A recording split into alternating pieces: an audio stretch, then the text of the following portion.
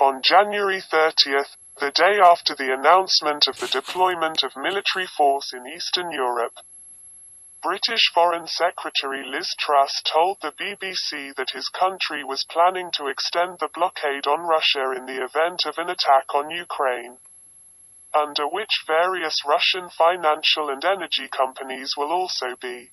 He says there is a strong possibility of Russian aggression. That is why they are doing their utmost to create deterrence as well as diplomacy in the face of Russian aggression, he said. In another interview with Sky News, he did not rule out the possibility of seizing the assets of Russian billionaires in Britain.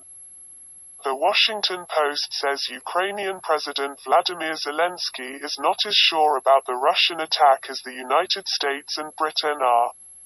According to Zelensky, Russia is trying to apply psychological pressure. He forbade the Western nations to spread terror, because it is hurting the Ukrainian economy. On the other hand, NATO member states France, Germany and Norway think that a concession will be found through diplomacy. On the same day, Nikolai Patrushev, the head of the Russian Security Council, ruled out a Russian attack on Ukraine, saying that Russia did not want a war. Disagreements between Western nations over the possibility of a Russian attack are now clear.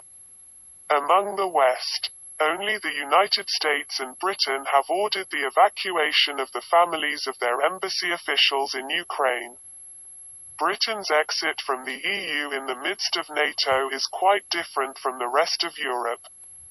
British Prime Minister Boris Johnson is expected to hold talks with Russian President Vladimir Putin in a week's time, and it has been announced that he will travel to countries in the region.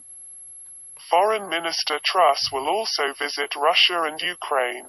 The British government is preparing to deploy the Prince of Wales aircraft carrier on short notice. However, Foreign Secretary Truss said it was unlikely that British troops would be involved in a direct war against Russia.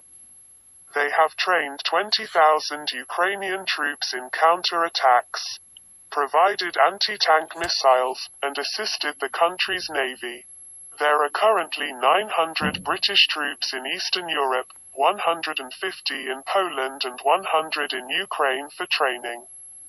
In addition to the deployment of artillery rockets in the Baltic state of Estonia, Britain has sent 2 warships to the Black Sea.